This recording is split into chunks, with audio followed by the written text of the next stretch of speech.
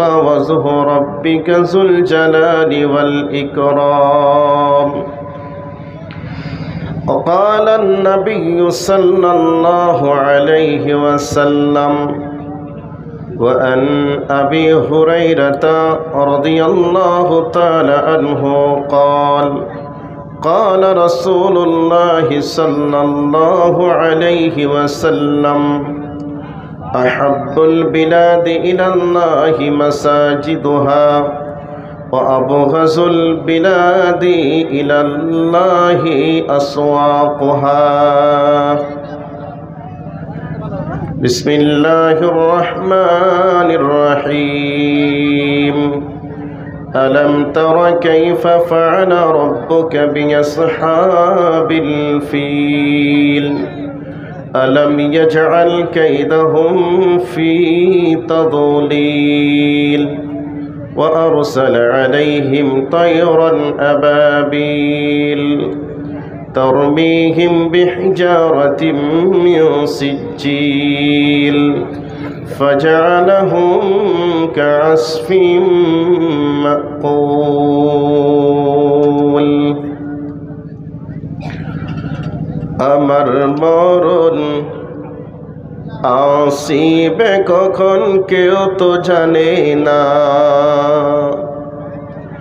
আমার মরণ আসিবে কখন কেউ তো জানে না।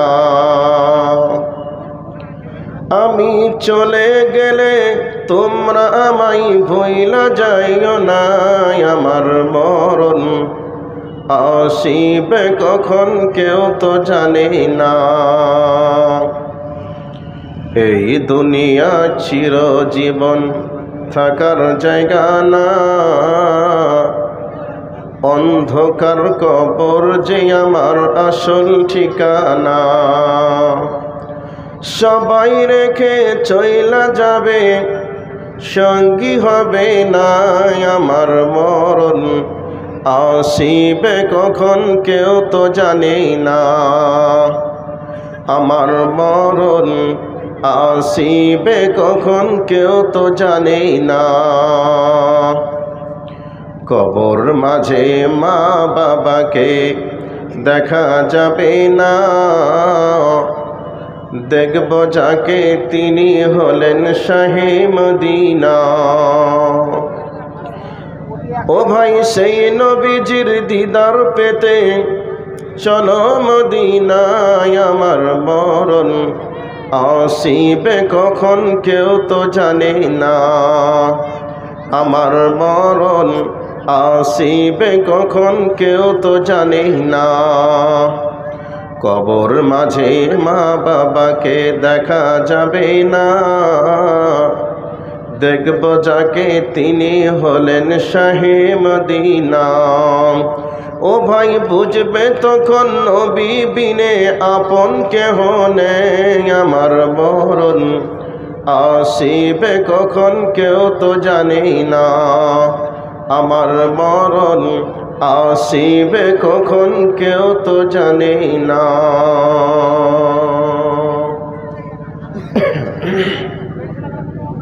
উপস্থিত চলমান সভার নির্বাচিত সুযোগ্য সভাপতি সাহেব, উপস্থিত আকাশের তারকা সাদৃশ্য ওলামায়ে কেরাম, সামনে বসে থাকা ইসলাম পিপাসিত শ্রোতা মণ্ডলী, পর্দার অন্তরালে অবস্থানরত আমার জননীর জাতি মা ও বোনেরা, সমস্ত রকমের প্রশংসার যিনি দাবি রাখেন, যারা এখনো খাওয়া দাওয়া করেননি দয়া করে বলছি যে খাওয়ার ব্যবস্থা আছে, আপনারা যে কোনো ব্যক্তি যারা এখনো খাওয়া দাওয়া করেননি আপনারা গিয়ে খাওয়া দাওয়া করে চলেছেন। সমস্ত রকমের প্রশংসার যিনি অধিকার রাখেন, দাবি রাখেন, তিনি কে? একটা আওয়াজ দিয়ে বলা যাবে তিনি কে? আল্লাহ। সে আল্লাহ পাকের শেখানো ভাষা থেকে অন্তর থেকে বলি আলহামদুলিল্লাহ। তারই পরে পরে শান্তি বর্ষিত হোক মহাবিশ্বের মহামানব আশরাফুল আম্বিয়া মেহবুবে কিবরিয়া নবী মুহাম্মদুর রাসূলুল্লাহ সাল্লাল্লাহু আলাইহি ওয়াসাল্লামের উপর আল্লাহুম্মা আমিন। আল্লাহুম্মা সাল্লি আলাইহি আল্লাহুম্মা বারিক আলাইহি। আপনাদের সম্মুখে পবিত্র কোরআন থেকে কয়েকখানা আয়াতে কারিমা, হাদিসে নবাবী থেকে একখানা হাদিস আপনাদের মাঝে পরিবেশন করেছি। কোরআন এবং হাদিসকে সামনে রেখে কিছু গুরুত্বপূর্ণ তথ্যবহুল বিবরণের চেষ্টা করব ইনশাআল্লাহ। ওয়া তৌফিক ইল্লা বিল্লাহ। ভাই, আমরা বর্তমান সময়ে বিজ্ঞানের চরম শিখরে অবস্থান করছি। মুহূর্তের মধ্যে আমরা জেনে যাই কোথায় কি হচ্ছে, কোথায় কি হবে না হবে, এ বিষয়ে আমরা মুহূর্তের মধ্যে জেনে যাই। ছোট্ট মতো কয়েকটি কথা বলবো, বলার পরে মেন প্রেক্ষাপটে ঢোকার চেষ্টা করব।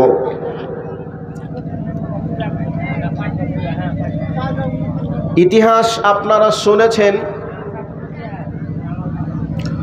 এ ভারতবর্ষের মাটিতে একটা মসজিদ, যেই মসজিদটার নাম হলো বাবরি মসজিদ। এ মসজিদের বিষয়ে এমন কেউ নেই যে জানে না, এরকম মানুষ আছে বলে মনে হয় না, সকলে জানে।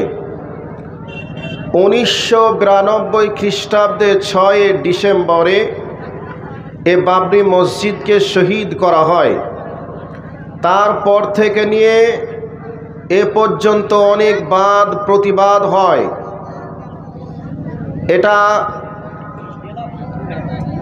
আমাদেরই দেশের আমার অমুসলিম ভাইরা যারা বসবাস করেন, তিনারা বলেন যে এখানে রামের জন্মস্থান, জন্মভূমি, আর কেউ বলে না এটা বাবরি মসজিদ। তো যাই হোক, একটা বিষয়,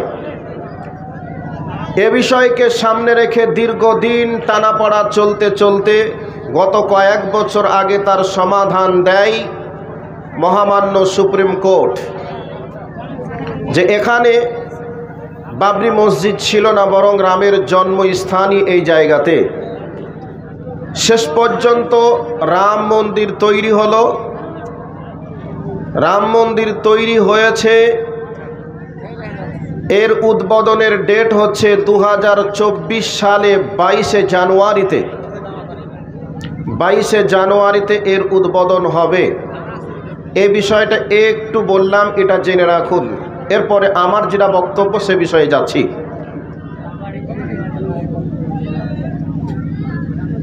আমি আপনাদের মাঝে সূরাতুল ফিল তেলাওয়াত করেছি।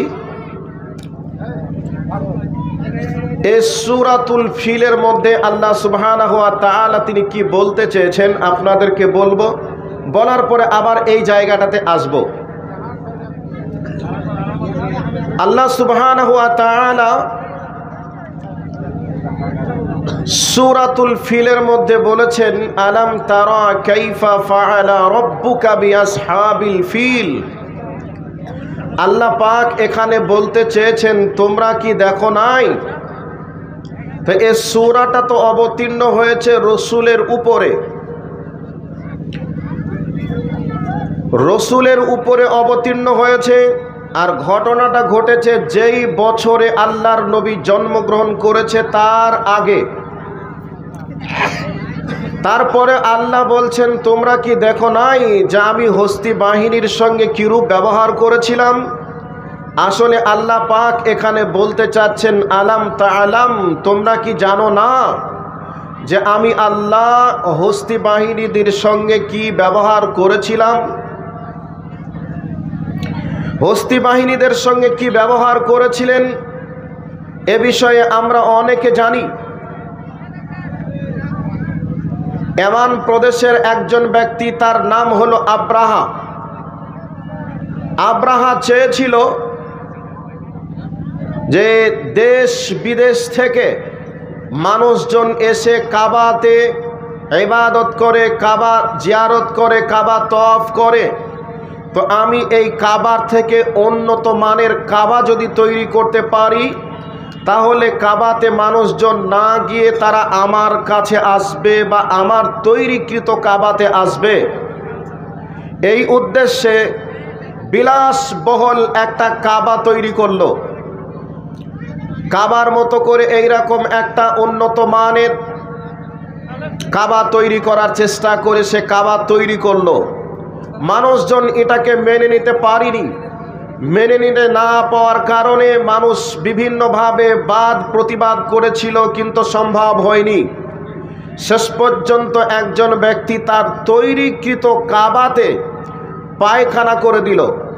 পায়খানা করিয়ে দিয়ে জানাতে চাইল যে তোমার পবিত্র স্থানকে আমরা পবিত্র বলে গ্রহণ করি নাই, আমরা অপবিত্র বলেই গ্রহণ করেছি, এই জন্যে তোমার তৈরিকৃত কাবাতে পায়খানা করে দিলাম। বাদশাহ আব্রাহার কাছে যখন খবর গেল তোমার তৈরিকৃত কাবাতে পায়খানা করে অপবিত্র করেছে, বাদশাহ রেগে গেল। রেগে যাওয়ার কারণে সিদ্ধান্ত গ্রহণ করলো ওই আসল কাবাকে যদি আমি ধ্বংস না করতে পারি, তাহলে আমার এই তৈরিকৃত কাবাতে কোনো মানুষজন আসবে না, মান মর্যাদা থাকবে না। শেষ পর্যন্ত বিশাল বড় একটা বাহিনী নিয়ে কাবাকে ধ্বংস করার জন্য চলল। কাবাকে ধ্বংস করার জন্য যখন গেল, আল্লাহর নবীর চাচা আল্লাহর নবীর আপন দাদা আব্দুল মুত্তালিবের কাছে খবর পৌঁছালো যে হে আব্দুল মুত্তালিব, কাবাকে ধ্বংস করার জন্য বাদশাহ আব্রাহা ইয়ামান থেকে বিশাল বড় বাহিনী নিয়ে এসে কাবাকে ধ্বংস করার জন্য উপস্থিত হতে চলেছে। এবার আব্দুল মুত্তালিব কাবাতে চলে গেল। যাওয়ার পরে বলল, হে কাবার মালিক, কাবার মালিক তুমি, কাবাকে রক্ষা করার দায়িত্ব তোমার। এত বড় হস্তি বাহিনীর বিরুদ্ধে লড়াই করে তোমাকে রক্ষা করতে পারবো না হে কাবা। তোমার রক্ষা করার মালিক যিনি, তিনি ওপরে বসে আছেন, অতএব হে কাবার মালিক তুমি রক্ষা করো। এবার আব্রাহা বাদশার কিছু লোকজন এসে আব্দুল মুত্তালিবের কিছু উটকে দখল করে নিল। এবার আব্রাহা বাদশার কাছে আব্দুল মুত্তালিব গেলেন। যাওয়ার পরে বললেন, হে বাদশাহ আব্রাহা, আপনার লোকজন আমার কিছু উটকে নিয়ে নিয়েছে জোর করে, কাজে আপনি আমার উটগুলিকে ছেড়ে দেন। বাদশাহ আব্রাহা বলেছিল, হে আব্দুল মুত্তালিব তুমি শুনে রেখে দাও, আমি তো এসেছি তোমার কাবাকে ভাঙতে, কাবাকেই তো ভেঙে ধ্বংস করে দিব, শেষ করে দেব, উট তো রিটার্ন করা দূরের কথা। আব্দুল মুত্তালিব সেই সময় বলেছিলেন, উটগুলার মালিক আমি, উটগুলাকে রক্ষণাবেক্ষণ করার দায়িত্ব আমার, কাবাকে রক্ষণাবেক্ষণ করার দায়িত্ব আমার নয় বা আমাদের নয়, কাবার মালিক যিনি তিনি রক্ষা করবেন।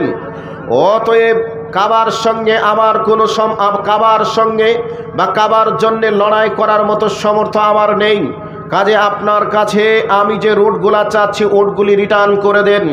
উটগুলিকে রিটার্ন করলো না এবং শেষ পর্যন্ত কাবাকে ধ্বংস করার জন্য এবার চলে আসলো। আব্দুল মুত্তালিব আবার আল্লাহকে বললেন, হে কাবার মালিক, তোমার দায়িত্ব তোমার ঘর কাবাকে রক্ষা করা, অতএব বাদশাহ আব্রাহা ধ্বংস করতে এসেছে, এই ধ্বংসর হাত থেকে তুমি তোমার ঘরকে হেফাজত করো। এবার আব্রাহা ধ্বংস করার জন্য চলে আসলো লোকজনকে নিয়ে। আর আব্রাহা বাদশাহ উট এবং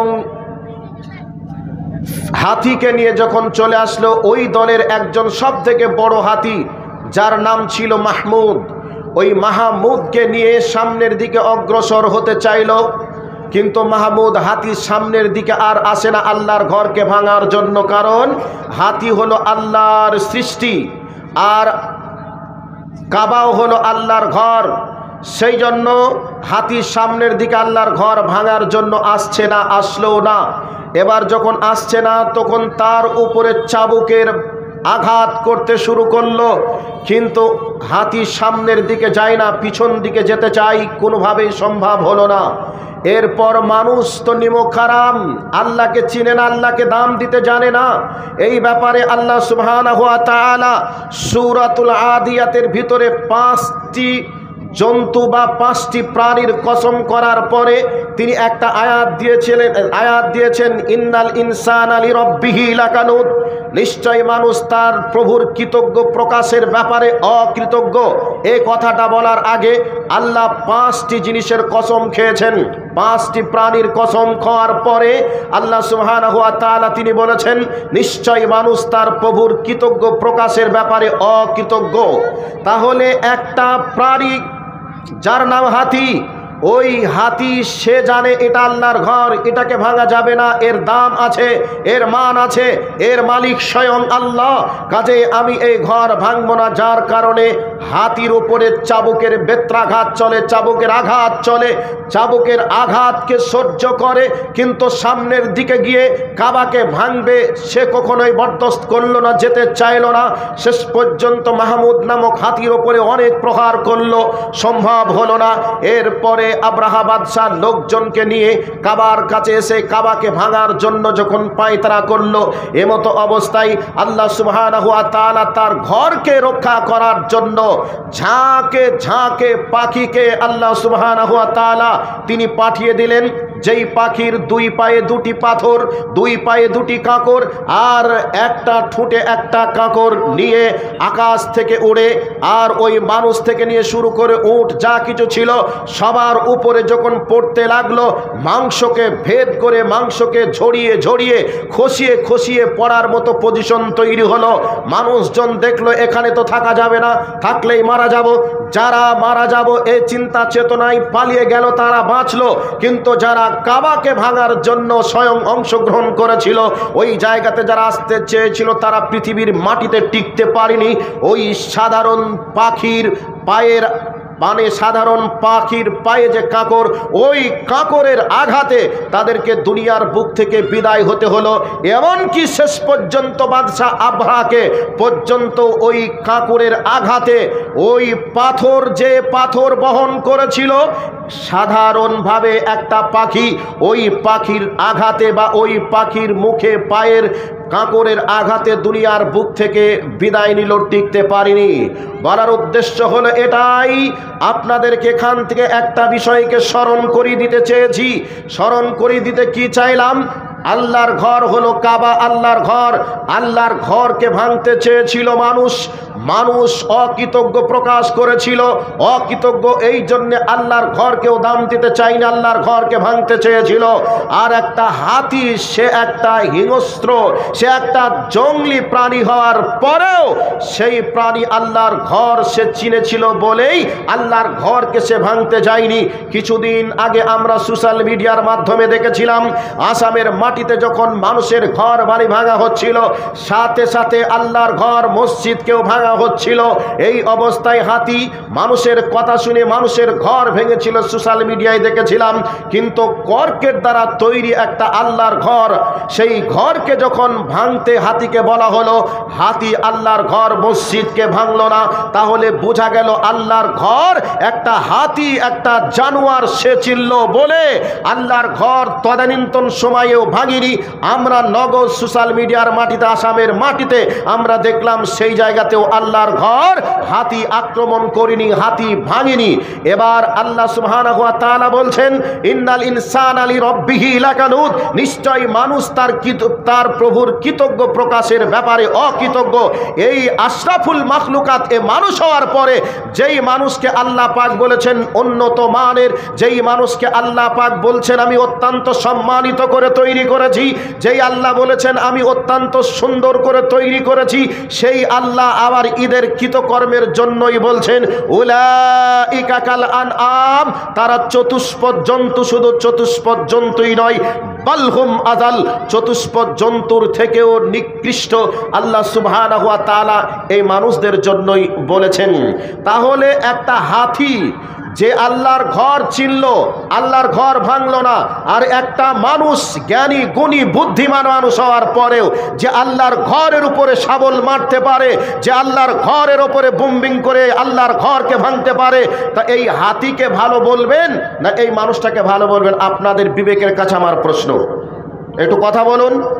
যেই মানুষটা আল্লাহর ঘরে শাবলের আঘাত করে আল্লাহর ঘরকে ভাঙতে পারে, যেই মানুষটা কুড়ালের আঘাত করে হাতুড়ির আঘাত করে আল্লাহর ঘরকে ভাঙতে পারে, আর যে হাতিটা আল্লাহর ঘরকে সম্মান করে আল্লাহর ঘরকে ভাঙতে চায় না, ভাঙেও না, সেই হাতিটা ভালো না এই মানুষটা ভালো? এবার আপনারা বলবেন হাতিটা ভালো।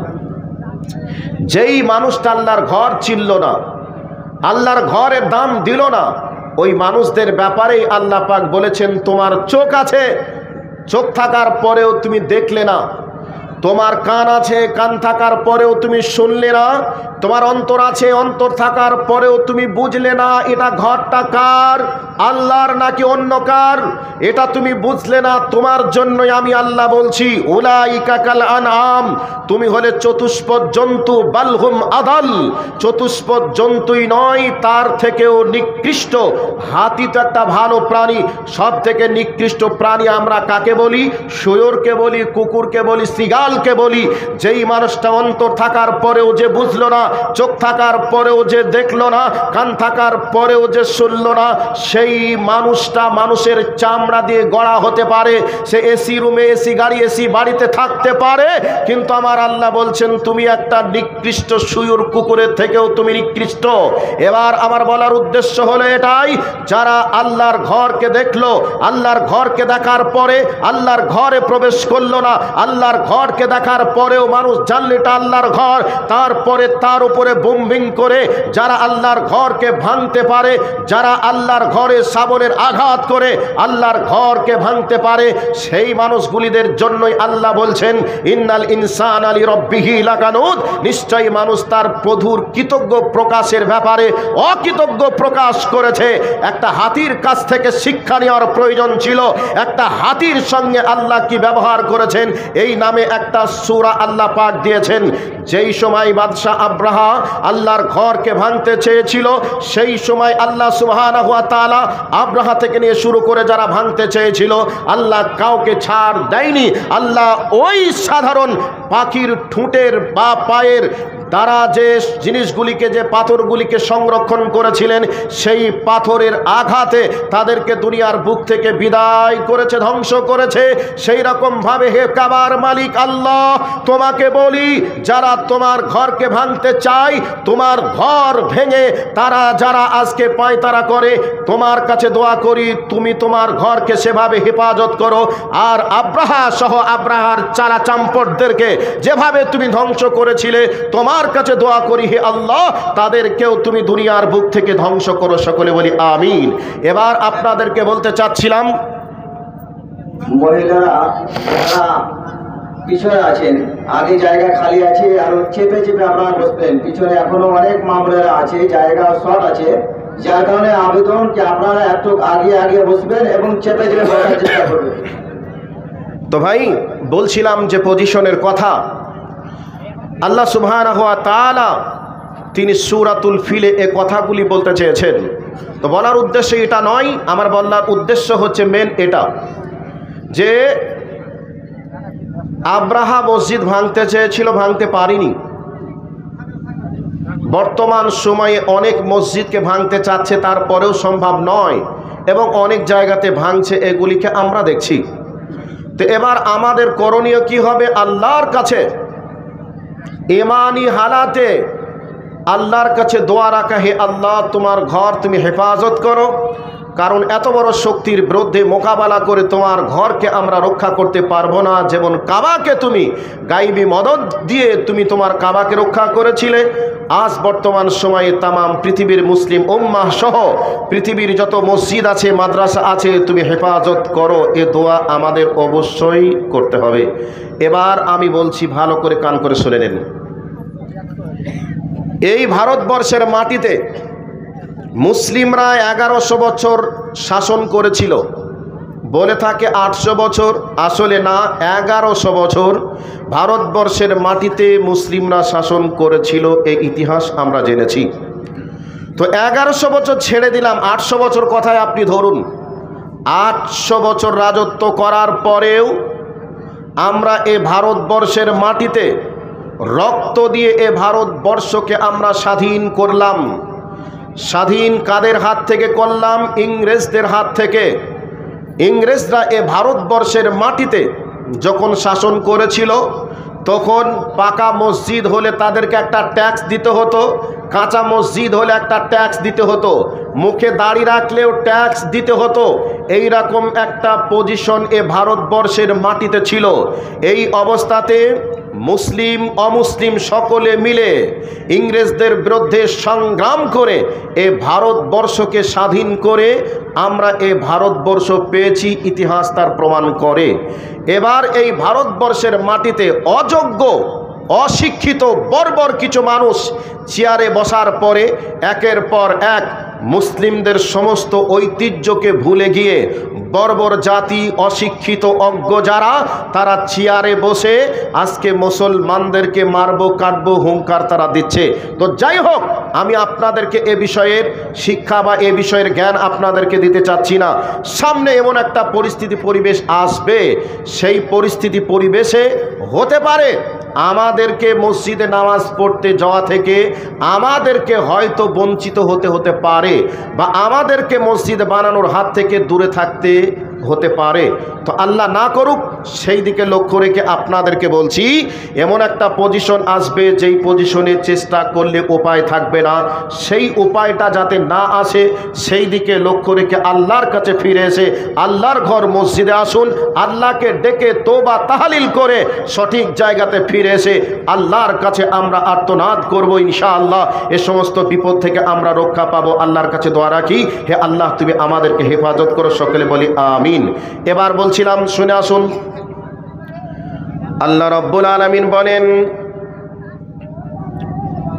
وَأَنَّ الْمَسَاجِدَ لِلَّهِ فَلَا تَدْعُوا مَعَ اللَّهِ أَحَدًا। আল্লাহ রাব্বুল আলামিন এখানে বলতে চাইলেন যে মসজিদ ওই ঘরকে বলা হয় যে ঘরে আল্লাহকে ডাকা যায়, যে ঘরে আল্লাহকে ডাকলে আল্লাহকে পাওয়া যায়। আল্লাহকে ডাকার একটা স্থানের নাম হলো মসজিদ, আল্লাহ বললেন। এবার চলে আসুন, একটা হাদিস আপনাদেরকে দিই। আল্লাহর নবী বলছেন, বর্ণনাকারী হযরতে আবু হুরায়রা রাদিয়াল্লাহু তাআলা আনহু, আহাব্বুল বিলাদি ইলাল্লাহি মাসাজিদুহা ওয়া আবগাযুল বিলাদি ইলাল্লাহি আসওয়াকুহা।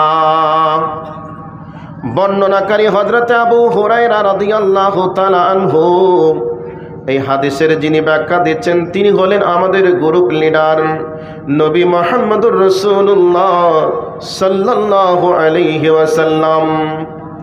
তিনি বলছেন, তামাম পৃথিবীর মধ্যে আল্লাহর কাছে সব থেকে দামি জায়গা হলো মসজিদ।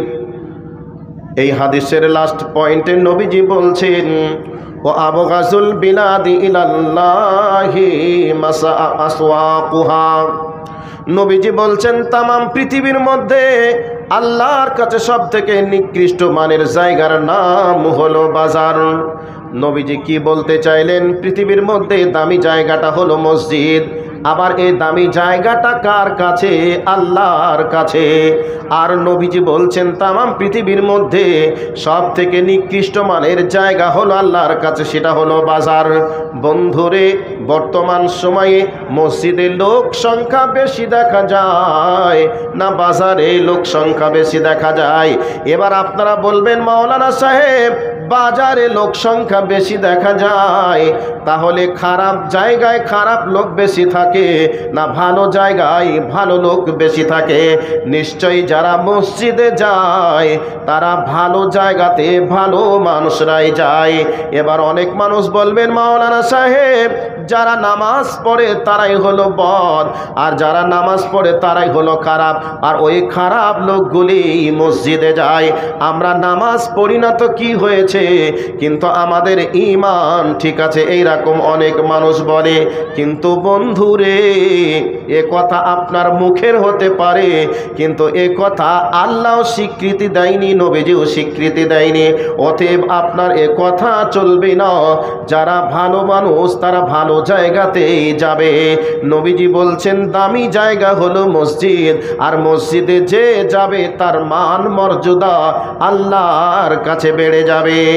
আমি আপনাদেরকে জিজ্ঞাসা করি, আজকের যিনি সভাপতি, ইনি আপনার কাছে যতই দামি হোক না কেন, ওই মানুষটা যদি আপনার বাড়িতে বারবার যায়, তাহলে দেখবেন একবার, দুইবার, তিনবার যেতে যেতে ওনার মান সম্মানটা আপনার কাছে কমে যাবে। যত বেশি যাবে তত নাম বা মান সম্মান কমবে। কিন্তু বন্ধুরে, একটা জায়গাতে যত মানুষ যাবে তত তার দাম আল্লাহর কাছে বাড়বে এবং মানুষের কাছেও বাড়বে। তবে আল্লাহর ঘর মসজিদে মানুষ যত যাবে তত মানুষের কাছেও তার দাম বাড়বে, আল্লাহর কাছেও দাম বাড়বে। মানুষের কাছে কেমন করে বাড়বে? মানুষ বলবে ওই লোকটা এমন ভালো নামাজি, মসজিদ ছাড়া বাড়িতে নামাজ পড়ে না, 5 ওয়াক্তের নামাজ মসজিদেই গিয়ে পড়ে, অতএব লোকটা ভালো, এই বলে মানুষ তাকে পছন্দ করবে, মানুষ তার প্রশংসা করবে।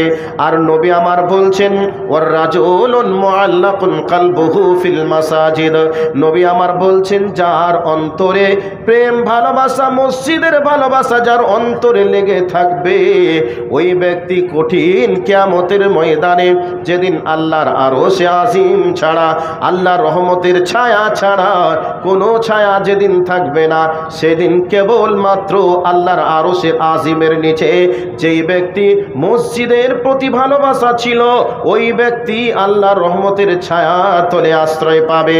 সেই দিনে 7 শ্রেণীর মানুষ আশ্রয় পাবে। তার মধ্যে একটি হলো ওয়ার রাজুলুন মুআল্লাকুন কলবুহু ফিল মাসাজিদ, যে ব্যক্তির অন্তরে মসজিদের ভালোবাসা ছিল, ওই ব্যক্তি মসজিদের ভালোবাসার কারণে আল্লাহর রহমতের ছায়া তলে আশ্রয় পাবে। আমার ভাই, আমার বন্ধুরা, যেই ব্যক্তি ফজরের নামাজ পড়ল মসজিদে এবং মসজিদের দিকে এইভাবে ভালোবাসা লটকানো থাকলো, কখন জোহরের আজান হবে, 12টার সময় জোহরের আজান হবে, আমি 12টার সময় গিয়ে জোহরের নামাজ পড়ব, জোহরের আজান দেব এবং মসজিদটা একবার ঝাড়ু দিব, মসজিদে কি প্রয়োজন আছে প্রয়োজন পূরণ করব, এইরকম ভালোবাসা যার অন্তরে থাকবে, ওই ব্যক্তির জন্য নবী আমার বলছেন, ওই ব্যক্তি কিয়ামতের কঠিন ময়দানে, যেদিন কোনো ছায়া থাকবে না, ওই দিনে আরশে আজিমের নিচে ছায়া পাবে। তাহলে কঠিন কিয়ামতের ময়দানে যদি কোনো ব্যক্তি মনে করে আল্লাহর রহমতের ছায়ার তলে আশ্রয় নিব, সেই ব্যক্তির অন্তরের ভিতরে মসজিদের ভালোবাসা লালন করতে হবে, মসজিদের সেবা শুশ্রূষা করতে হবে। এই জন্য ইমাম বুখারী রাহিমাহুল্লাহ তিনি যখন মসজিদে যেতেন, মসজিদে গিয়ে যদি কোনো একটা খড়কুটা পড়ে আছে, ওই খড়কুটা উঠি নিয়ে পকেটে ভরে নিতেন। তার ছাত্ররা এবং অন্যান্য মুসল্লিরা লক্ষ্য করে দেখতেন ইমাম বুখারী মসজিদের ভিতরে প্রবেশ করেছে, অতএব মসজিদের ভিতরে কি করে একটু দেখবো, দেখার জন্য চাতক পাখির মতো চেয়ে থাকতো। যখনই কুড়িয়ে পকেটে ভরতেন, ছাত্র থেকে নিয়ে শুরু করে মসজিদের মুসল্লিরা পর্যন্ত জিজ্ঞাসা করতেন, ওগো ইমাম বুখারী তুমি পকেটে কি ভরলে? এবার পকেটে হাত দিয়ে যখন দেখতেন কোনো একটা খড় পড়ে আছে, ওই খড়টাকেও কুড়িয়ে মসজিদে থেকে কুড়িয়ে পকেটে ভরেছেন।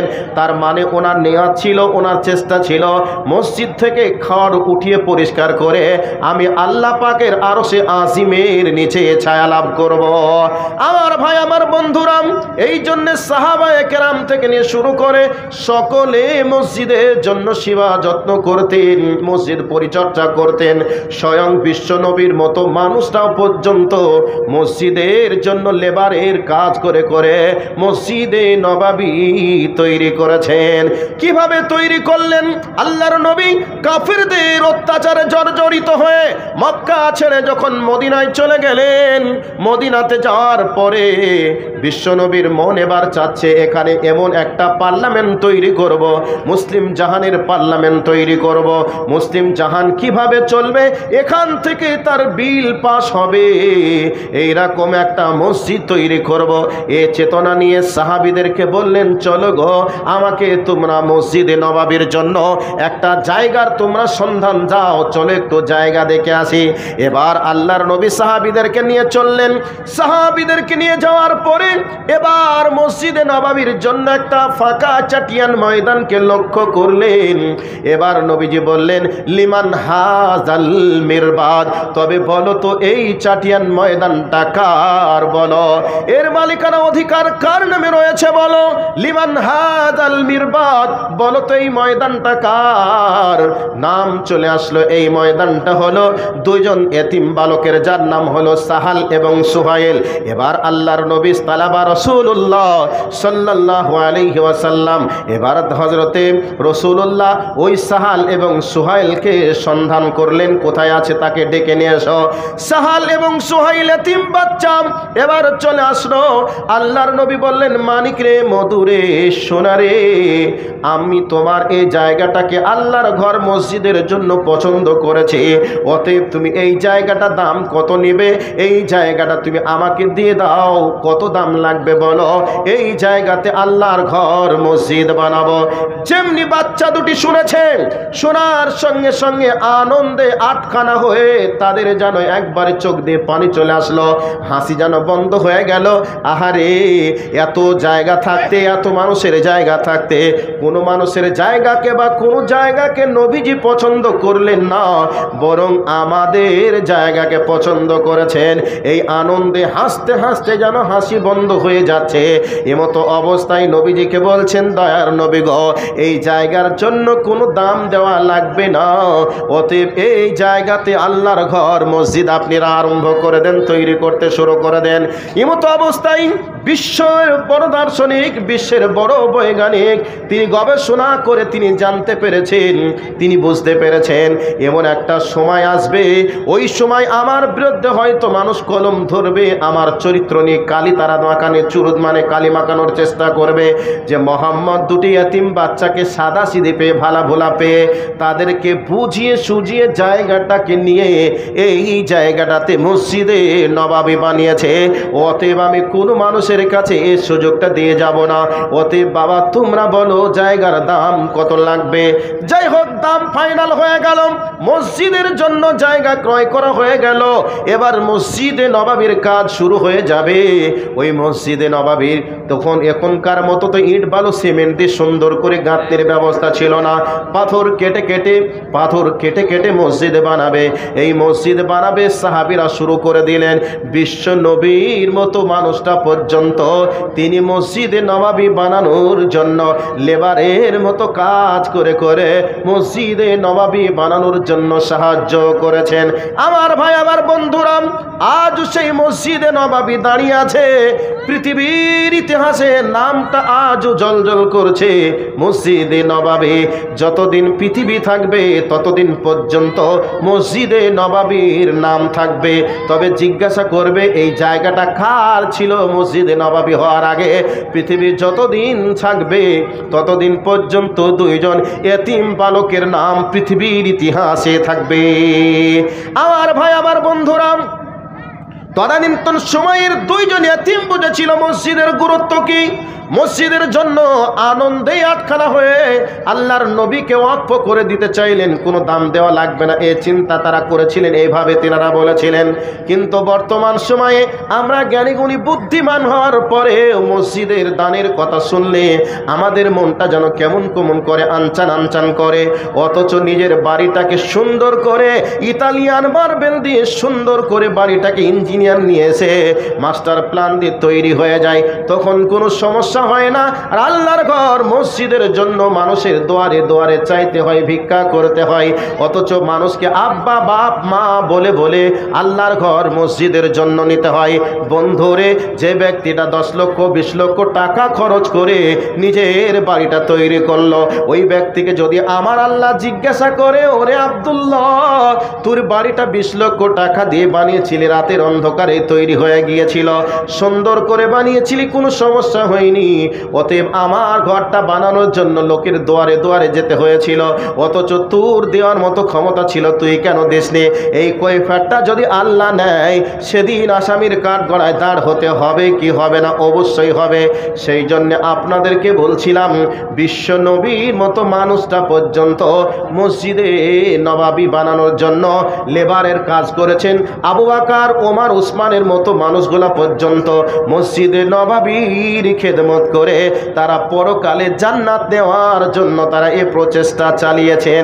হযরতে আবু বকর, ওমর রাদিয়াল্লাহু তাআলা আনহু টাইটেল নিয়ে দুনিয়ার বুক থেকে বিদায় নিয়েছেন। আজ তাদের ঈমান আর আমাদের ঈমান, তাদের আমল আর আমাদের আমল একটু যদি আমরা কম্পেয়ার করি, আমরা কোথায় যাব আর তারা কোথায় গিয়েছে বা যাবে আমরা বুঝতে পারবো। বন্ধু, আমাদের বাড়িটা তৈরি হয়ে যাচ্ছে রাতের অন্ধকারে, আমাদের তৈরি হয়ে যাচ্ছে, কোনো সমস্যা নেই, কিন্তু আল্লাহর ঘর মসজিদের জন্য মসজিদ কমিটি সহ যারা থাকে তারা যেন কি বিপদে পড়ে যায়, মানুষের কাছে চাইতে চাইতে একেবারে হয়রানির শিকার হয়ে যায়। কিন্তু আল্লাহর কাছে কি আমাদের কৈফিয়ত দেওয়া লাগবে না? অবশ্যই দেওয়া লাগবে। তার জন্য আপনাদেরকে বলছি, যাকে যেভাবে আল্লাহ রেখেছেন সেই দিকে লক্ষ্য রেখে আপনি তৈরি হয়ে যান, যে আল্লাহর কাছে যেন আমাকে আসামির কাঠগড়ায় দাঁড় না হতে হয়। সেই জন্য আল্লাহর ঘর মসজিদে যা লাগবে আমি যেমন দিতে পারবো ততটা আমি দেওয়ার জন্য রেডি, এই চিন্তা চেতনা আপনি তৈরি করে।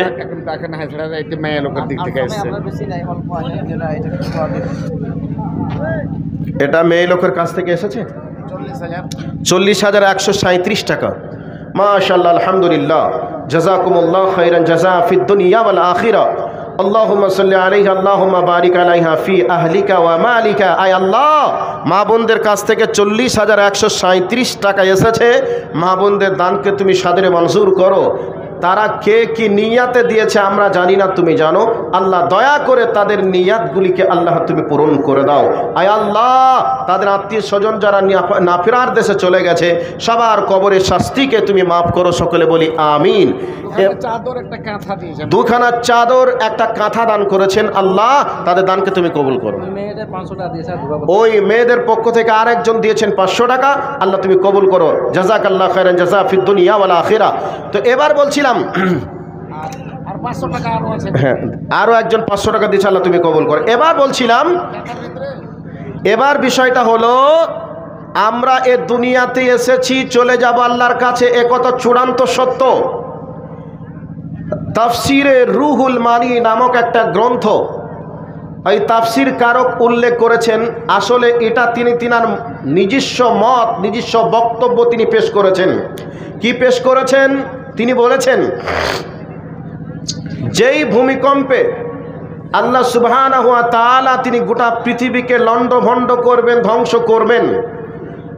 বর্তমান সময়ে ভূমিকম্প হচ্ছে, মানুষের ঘর ভাঙছে, আল্লাহর ঘর ভাঙছে, এগুলিকে আমরা দেখছি। তবে উনি বলতেন, যেই ভূমিকম্পে আল্লাহ এ পৃথিবীকে ধ্বংস করবেন, সেই ভূমিকম্পে আল্লাহ মসজিদকে ধ্বংস করবেন না। কেন? তিনি বলছেন যে আল্লাহর কাছে সব থেকে দামি জায়গা হলো মসজিদ। এ মসজিদগুলিকে আল্লাহ ধ্বংস করবেন না। তবে কি করবেন? তিনি বলছেন যে আল্লাহ মসজিদগুলিকে ধ্বংস করবেন না, তবে কি করবেন? মসজিদগুলিকে আল্লাহর কুদরতে ভিত সহ সব উঠিয়ে নিয়ে আল্লাহ জান কাবার সঙ্গে সংমিশ্রণ করে দিবেন।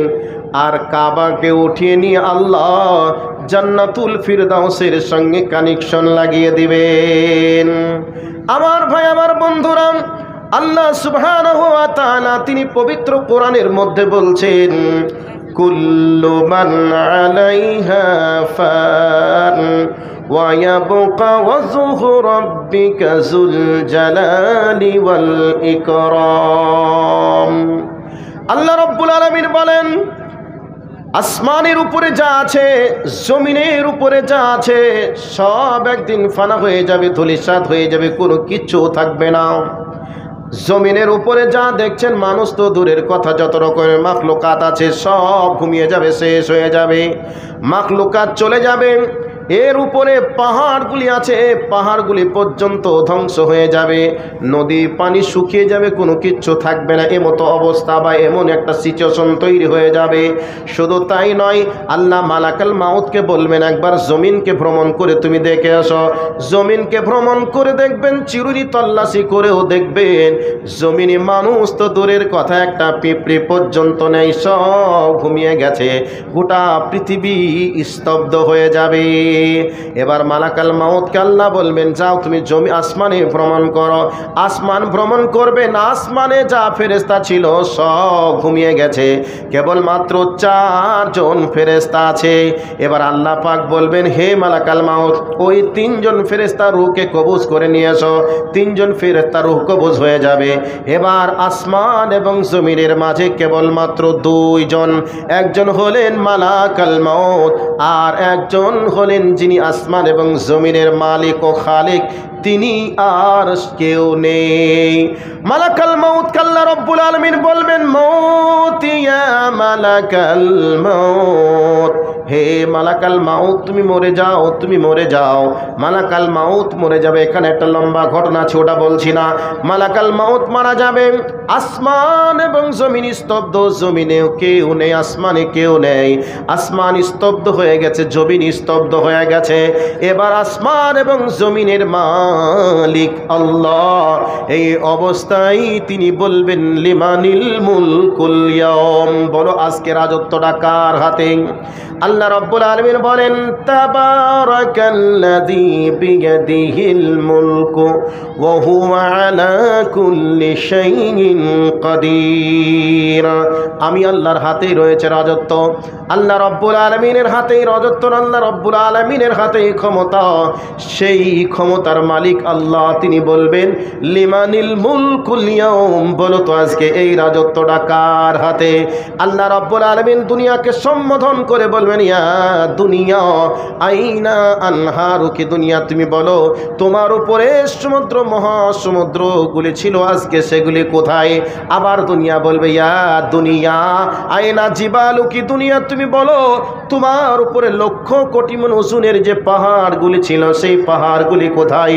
এইভাবে আল্লাহ রাব্বুল আলামিন দুনিয়াকে সম্বোধন করে একটা জিনিসের নাম ধরে ধরে ডাকবেন। এগুলি বলতে বলতে এবার বলবেন আইনাল জাব্বারুন আইনাল মুতাকাব্বিরুন, বলো অহংকারীরা কোথায়, স্বেচ্ছাচারীরা কোথায়? এভাবে আল্লাহ বলবেন। এরপরে আসমানের ভিতরে কেউ নেই, কেবলমাত্র আল্লাহ। আর আসমান এবং জমিনকে এক হাতে, আসমানকে আর এক হাতে ধরে তিনি বলবেন বলো আজকে এই রাজত্বটা কার হাতে? কাজেই সেই দিনে লক্ষ্য রেখে ওই ব্যক্তি বলতে চাচ্ছেন, রুহুল মানি নামক কিতাবের তাফসীর কারক তিনি বলতে চেয়েছেন যেই দিনে গোটা পৃথিবী ধ্বংস হয়ে যাবে, শেষ হয়ে যাবে, ওই দিনে কেবলমাত্র আল্লাহর ঘর মসজিদকে তিনি সংরক্ষণ করে দিবেন। তাহলে মসজিদটা কত দামি আল্লাহর কাছে তিনি বোঝাতে চেয়েছেন, বোঝাতে গিয়ে এই কথাগুলি তিনি বলেছেন অতএব বন্ধুরে এই মসজিদটা আল্লাহর কাছে কত দামি, আর এই মসজিদে যে যাবে তার দাম আল্লাহর কাছে বেড়ে যাবে, আল্লাহর আরশে আজিমের নিচে ছায়া পাবে। শুধু তাই নয়, যে ব্যক্তি আল্লাহর ঘর মসজিদে যাবে ওই ব্যক্তির মানুষের কাছেও তার দাম বেড়ে যাবে, তার মর্যাদা বেড়ে যাবে। এই জন্য বিশ্ব নবী আমার বলছেন মামবানা আল মসজিদ লিল্লাহি বানাল্লাহু লাহু বাইতান ফিল জান্নাহ, যে ব্যক্তি আল্লাহর ঘর মসজিদ নির্মাণ করবে আল্লাহ তার জন্য জান্নাতে ঘর নির্মাণ করবেন। এ দুনিয়াতে ইট বালু সিমেন্ট পাথর দিয়ে আল্লাহর ঘর আমরা বানাই, কিন্তু আল্লাহ আপনাকে যে ঘরটা রিজার্ভ করে রেখে দিবেন, ওই ঘরটা ইট বালি সিমেন্ট পাথরের তৈরি হবে না, ওই ঘরটা হিরে মতি মাণিক্য দ্বারা তৈরি করে আমার রব রিজার্ভ করে রেখে দেবেন। বান্দা দুনিয়া থেকে যাবে আর বান্দাকে সেই ঘরের মেহমান বানিয়ে দিবেন। আমরা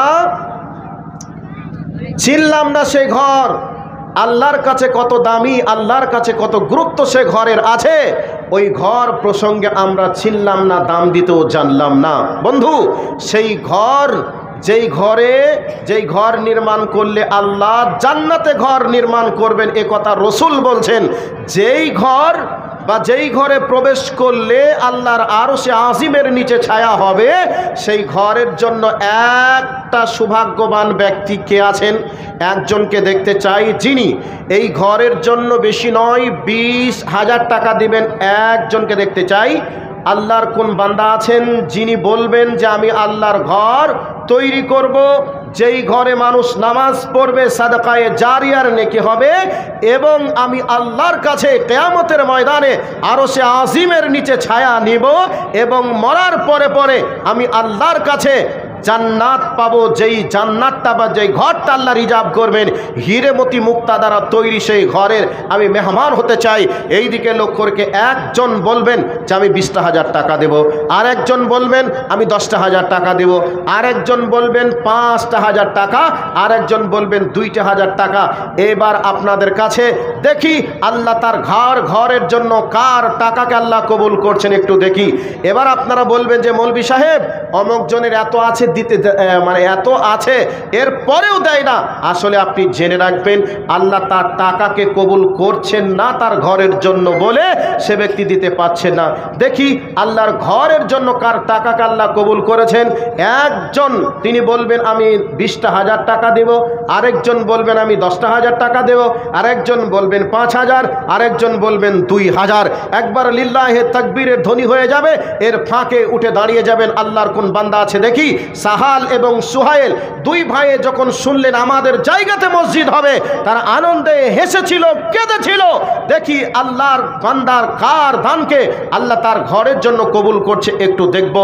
হয় একজন উঠে 5,000 হোক, 10,000 হোক, 20,000 হোক, 2,000 হোক, লিল্লাহি তাকবীর দেওয়ার সাথে সাথে একজন উঠে দাঁড়াবেন, তাকে দেখব আল্লাহর বান্দা হিসাবে আল্লাহ তার দানকে কবুল করেছেন। একটু তার জন্য দোয়ায়ে খায়ের হবে ইনশাআল্লাহ। কে আছেন একবার লিল্লাহি তাকবীর হয়ে যাক, লিল্লাহি তাকবীর, লিল্লাহি তাকবীর। কে আছেন দেখি ভাই, কে আছেন? একজন 20,000, 40,000, 50,000, 1 লক্ষ টাকারও দাতা আছে, নিশ্চয়ই 20,000 টাকারও কেউ আছে। একজনকে দেখবো যিনি 20,000 টাকা দিবেন, একজন 10,000 দিবেন, একজন 5,000 দিবেন, একজন 2,000 দিবেন। আল্লাহর কোন বান্দা আছেন একটু দেখি। আমার একজন ভাই একবারে সাদা সিধা মানুষ, উনি চলে এসেছেন, আব্দুর রহিম। উনি সাদা সিধে একটা স্বাভাবিক মানুষ, অস্বাভাবিক নয়। উনি 2,000 টাকা দিয়ে চলে গেলেন হাসতে হাসতে। আল্লাহর বান্দা আজও পৃথিবীর মাটিতে আছে, যেই বান্দার স্বপ্ন যে আমি মসজিদ তৈরি করব, আল্লাহর ঘর তৈরির মাধ্যমে দুনিয়া থেকে বিদায় নেব, হাসরের মাঠে আল্লাহর আরশের আজিমের নিচে ছায়া নেব, পরকালে আমি জান্নাত আল্লাহর সেই রিজার্ভকৃত ঘরের মেহমান হব।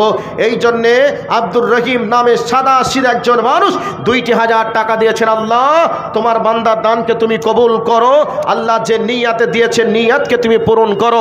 জাযাকাল্লাহ খায়রান জাযা ফিদ দুনিয়া ওয়াল আখিরা। আল্লাহুম্মা সাল্লি আলাইহি, আল্লাহুম্মা বারিক আলাইহি ফি আহলিকা ওয়া মালিকা। আয় আল্লাহ তোমার বান্দা তার আত্মীয় স্বজনকে যাদেরকে হারিয়েছে সবার কবরের শাস্তিকে তুমি মাফ করো। ওই ভাইকে তুমি হায়াতে তাইয়্যিবা সিহাতে কুল্লিয়া দান করো, শিফায়ে কামেলা আজেলা তুমি দান করো। আয় আল্লাহ ওই ভাইয়ের তুমি সংসার জীবনে বারাকা দান করো। সকলে বলি আমিন, আল্লাহুম্মা আমিন। আর একজন কে আছেন যিনি 5,000 টাকা দিবেন? বেনামিতে বাপের নামে 5,000 টাকা, বেনামিতে বাপের নামে 5,000 টাকা দিয়েছেন। মাশাআল্লাহ, জাযাকাল্লাহু খায়রান জাযা ফিদ দুনিয়া ওয়াল আখিরা। আল্লাহুম্মা সাল্লি আলাইহি আল্লাহুম্মা বারিক আলাইহি ফি আহলিকা ওয়া মালিকা। আয় আল্লাহ, তোমার বান্দার নাম আমাদেরকে প্রকাশ করিনি, তুমি জানো কে দিয়েছে। তোমার বান্দার নিয়াতের গুণে তার নিয়াতকে পূরণ করো। তোমার বান্দার ইহকালের যত পাপ আছে তুমি ক্ষমা করো। আয় আল্লাহ, যেদিন চলে যাবে দুনিয়া ছেড়ে, সেই দিন কালেমায়ে তাওহীদের প্রতি বিশ্বাস রেখে শেষ নিঃশ্বাস ত্যাগ করতে পারে সে তৌফিক তুমি দান করো। সকলে বলি আমিন। জাযাকাল্লাহ খায়রান জাযা ফিদ দুনিয়া ওয়াল আখিরা। আল্লাহুম্মা সাল্লি আলাইহি আল্লাহুম্মা বারিক আলাইহি ফি আহলিকা ওয়া মালিকা। যাই হোক, টাইম শেষ, এখান থেকে বক্তব্য সমাপনী দিচ্ছি। এখানে দেখছেন ইউটিউব চ্যানেল আছে, তার মধ্যে একটি চ্যানেলের নাম হচ্ছে আপনার জান্নাতুল ফিরদাউস টিভি। আপনারা এই চ্যানেলটাকে আপনারা সাবস্ক্রাইব করবেন। এখানে অনেক বক্তার বক্তব্য আপনারা পাবেন। চ্যানেলটার নাম কি বললাম? জান্নাতুল ফিরদাউস টিভি। এখান থেকে সমাপনী দিচ্ছি। আল্লাহ সকলকে তুমি তোমার দ্বীনের জন্য কবুল করো, সকলকে তুমি সুস্থতা দান করো, যারা চলে গেছে সবার কবরের শাস্তিকে তুমি মাফ করো। সকলে বলি আমিন। ওয়া আখির দাওয়ানা আনিল হামদুলিল্লাহি রাব্বিল আলামিন। আসসালামু আলাইকুম ওয়া রাহমাতুল্লাহ। জাযাকাল্লাহু খায়রাল জাযা ওয়া আহসানাল জাযা। ইনি ছিলেন ফজিলতুল শেখ জানাব মাওলানা ইবাদুল্লাহ ইসলাহি নদিয়া থেকে এসেছিলেন। যাই হোক, অনেকগুলো কথা উনি বললেন। সকলের কাছে আবেদনকে আপনারা আমল করার চেষ্টা করবেন। এখন আমাদের